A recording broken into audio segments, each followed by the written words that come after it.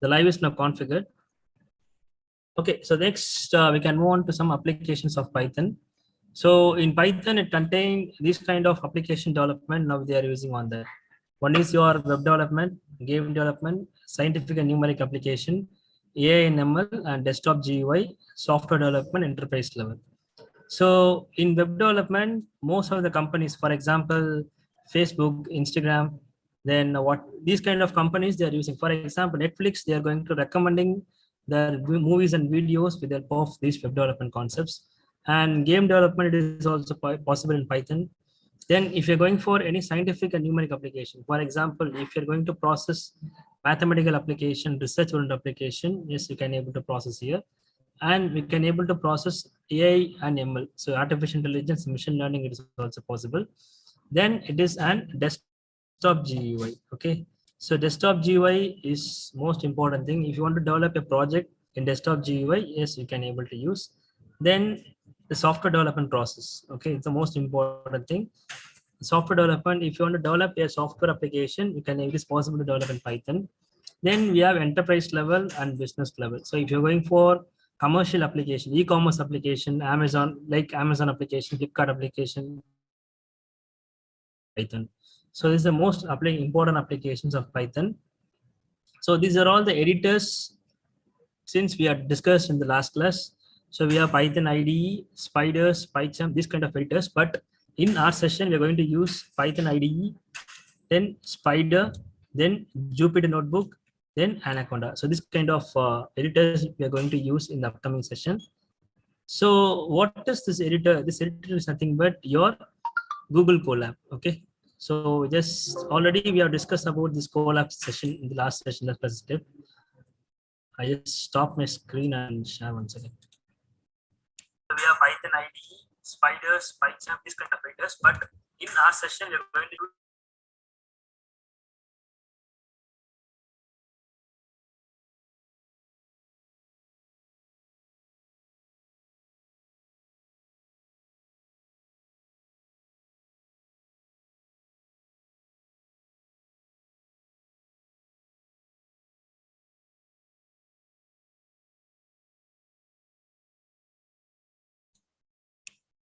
stop my screen and share one second.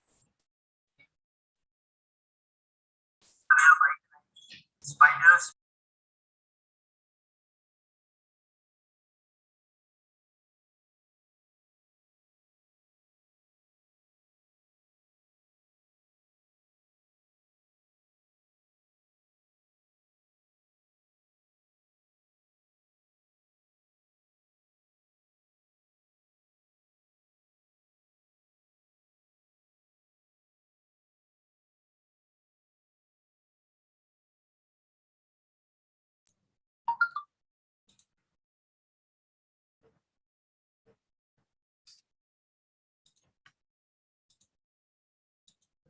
Okay. So our last class we have discussed about Google Colab.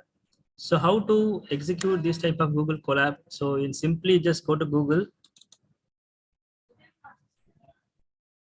Yes. No?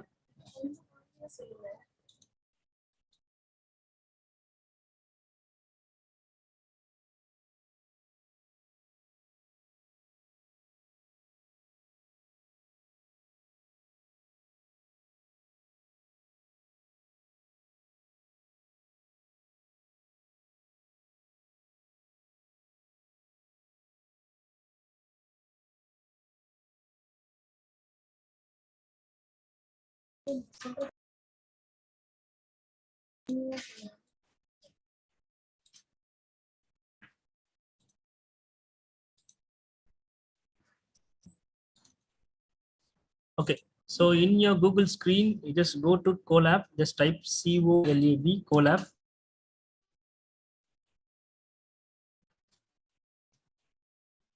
Okay, this is the official link. Welcome to Collaboratory.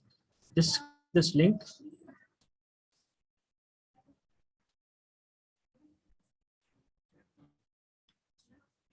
Just a minute.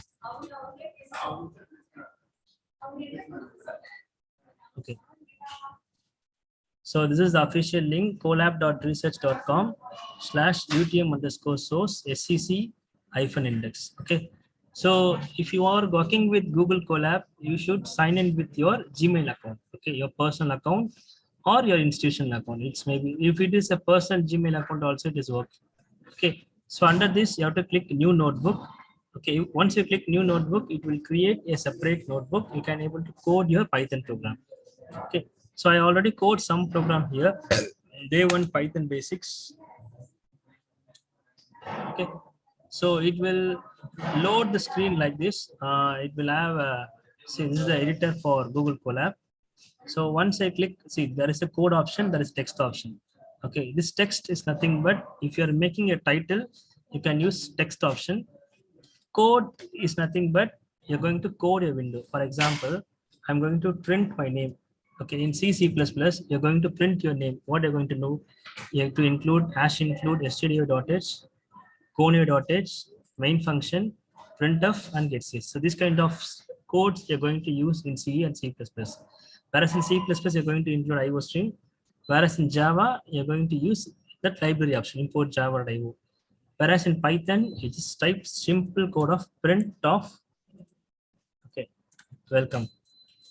Okay, we are not going to add any code here, only print within the double quotes, welcome, that's it. So we should not include any header file statement, only statement block print of welcome. So once you execute this code, it will print the content. Okay, in C++, you have to include libraries, packages, header files, these kind of things you have to include in C++, whereas in Python, only statement block is enough. Okay, print of welcome. So this is the first thing. First statement is print of welcome to Python programming.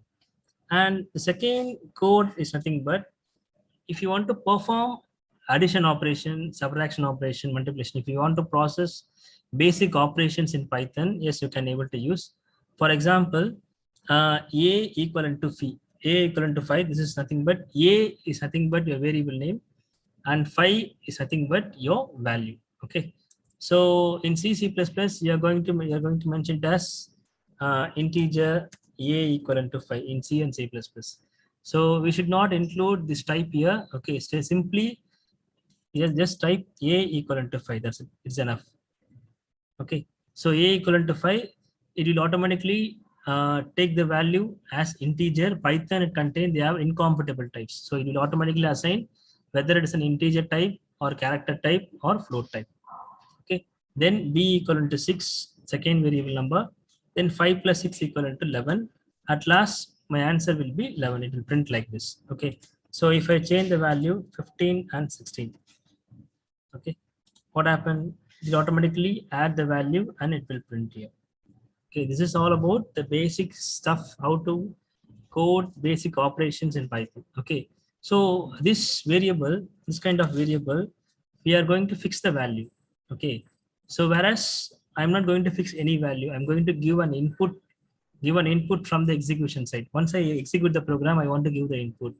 So for that, I'm going to use this command called a equivalent to int of input. So how it is possible when generally you have a Gmail screen. See this, you have a Gmail screen.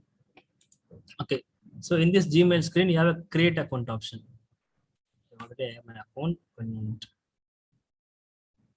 Just sign up my account.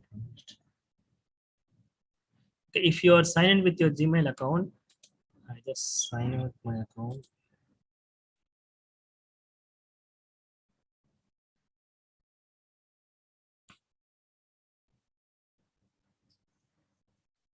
Okay, so once you sign up the account, if you want to use, if I want to use new account, it will ask create account option. Okay, in the create account, you have first name, last name, email ID, date of birth, then phone number, these kind of things they are going to ask in that particular column, in the particular form.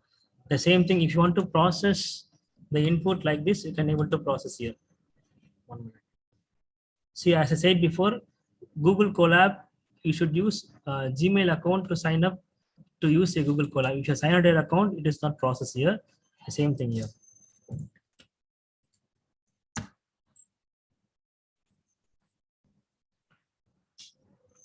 Okay, the same a equivalent to int of input of first number. See this input command, it will read the value from the user during execution time. So once you execute the program, it will ask the input from the execution time. Then what is this input? What is this int? Int denotes the number, okay, whether it is a number type or float type or character type. So as you said before, we should not include integer, character, and float. Why you are using here means there will be a separate option is available. For example, if I'm not going to use int here, straight away I'm going to use input of enter first number and input of enter second number. For example, my first number, this is the commenting section. First number I'm going to use it as 15, and my second number I'm going to use it as 20. 15 is nothing but A, and 20 is nothing but your B. Okay, since C equivalent to A plus B, hash. So C equivalent to 15 plus 20, the answer will be, result will be 35. Okay, see, once I execute this program, see, the execution cycle is very easy. Once you type the program, this is your execution cycle. Once you click this run cell option,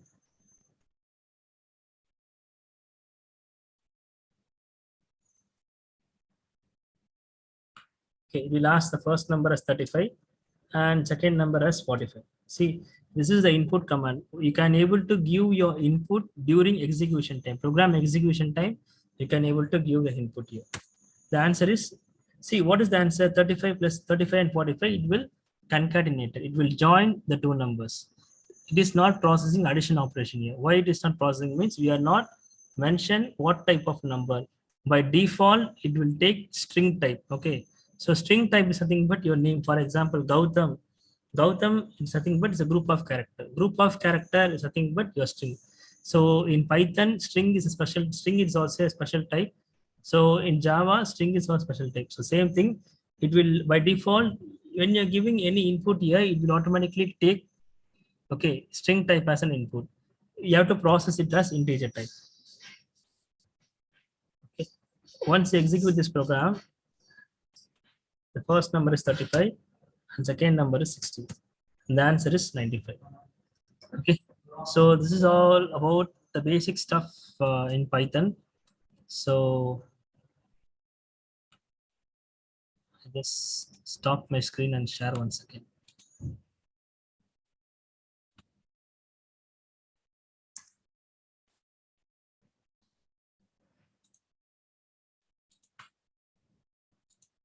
Okay. The next concept, we're going to move on to data types. Okay. So last class, I just stopped this data types. Generally, what is data types? So data type is nothing but, for example, okay. So 10 and 20 and 30 and 40. So these are all the data here. Then 1.5, 2.5, then 3.5.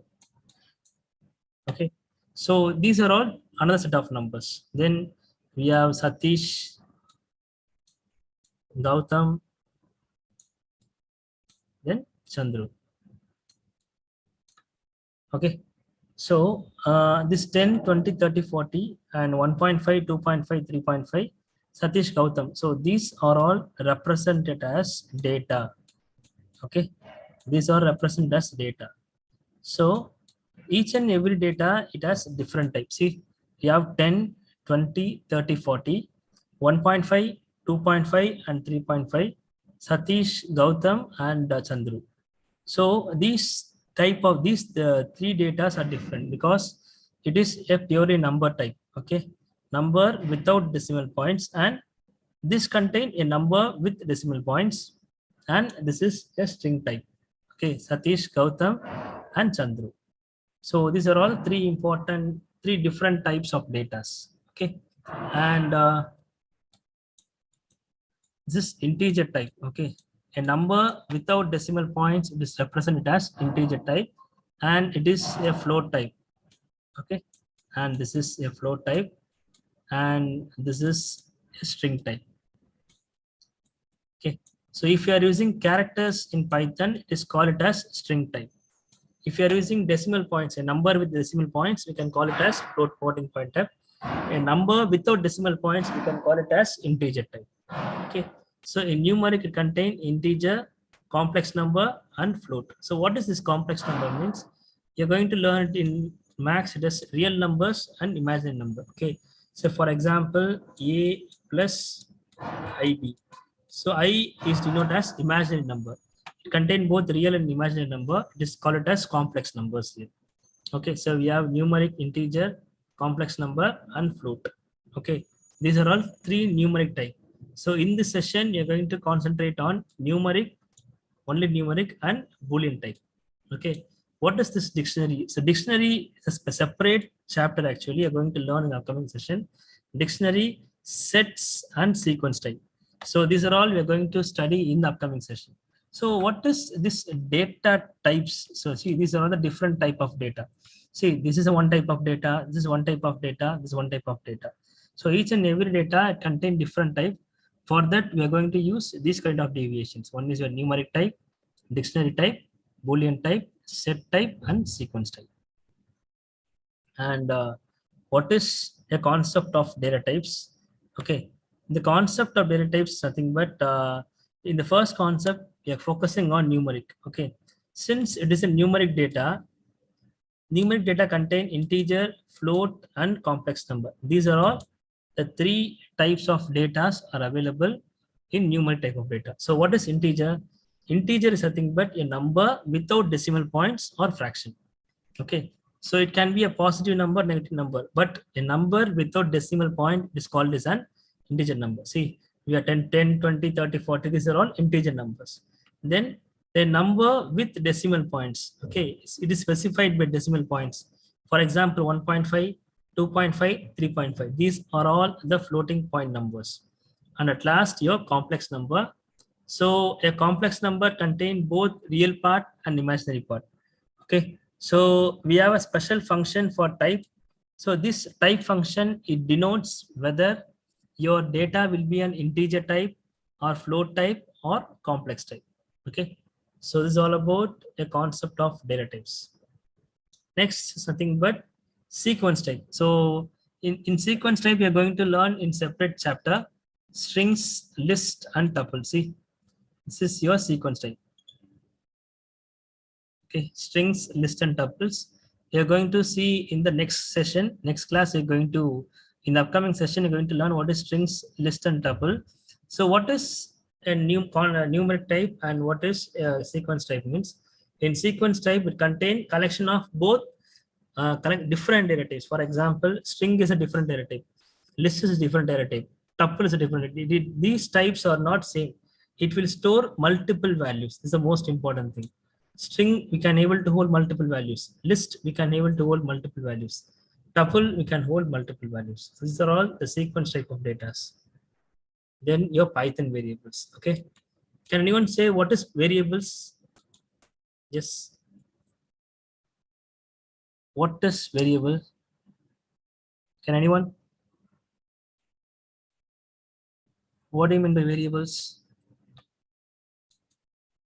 First.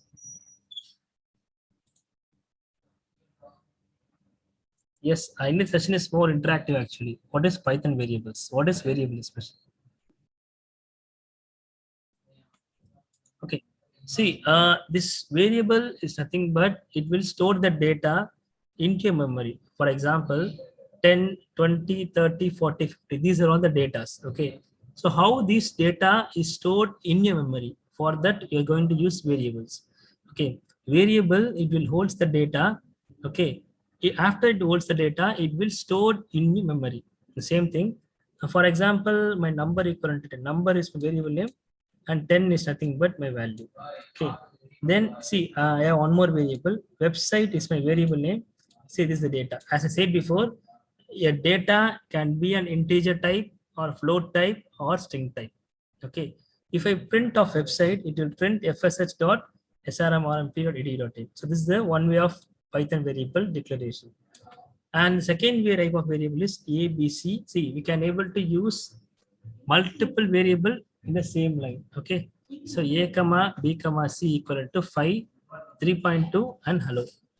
So print of A is nothing but 5, print of B is nothing but 3.2, and print of C is hello. So we can able to we can able to assign multiple values in a single line. It's nothing about your Python variables. Okay. So we can see some example programs here, and yes, 1 minute. Okay. See, in this program, okay, I'm going to read my radius value. See, for example, this program is denotes area of a circle. So area of a circle is denotes as pi r square. So 3.14 into pi, sorry, radius into radius. Okay. So what is this 3.14? 3.14 is denotes the value of pi. So it contain 3.141486. I just take two decimal points.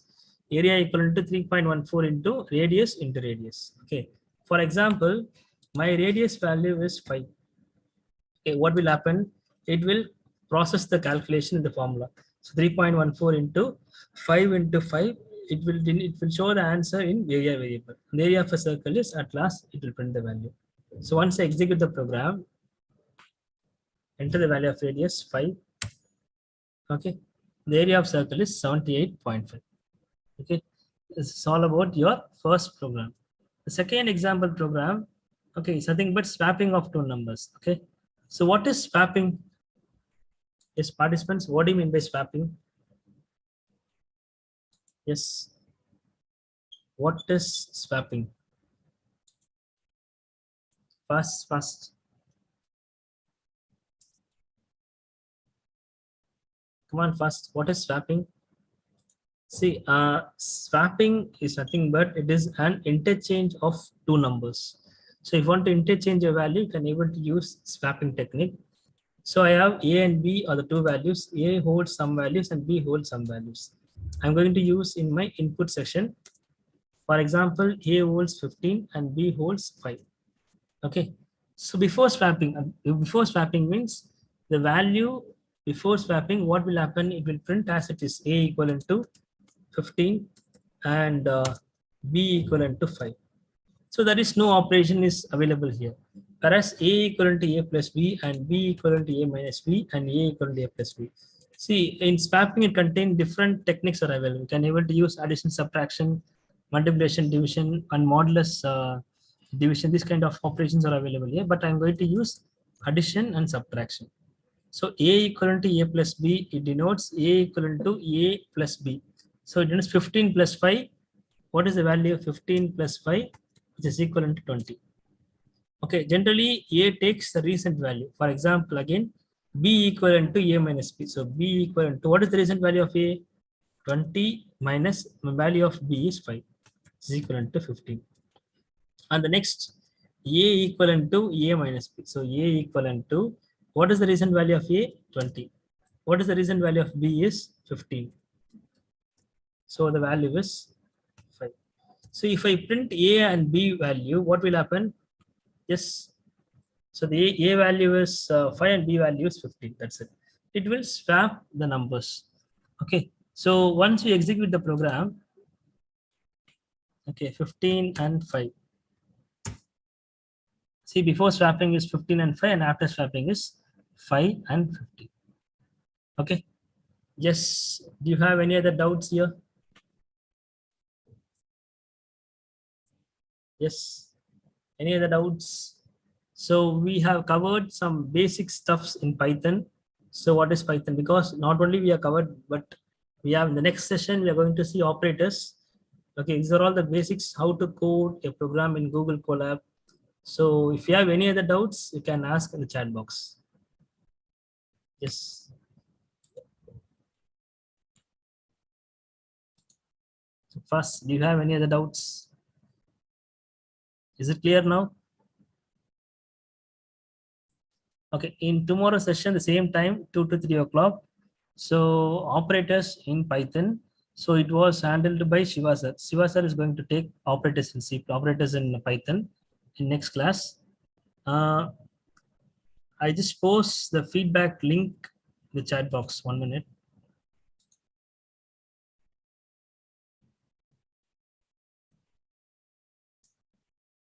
Participants, if you have any doubts, you can ask now. Yes, it's from your side. You have any doubts, you can ask now. You can, if you're not able to process, if you have any mic issue, you can able to post your answers in chat box. Yes.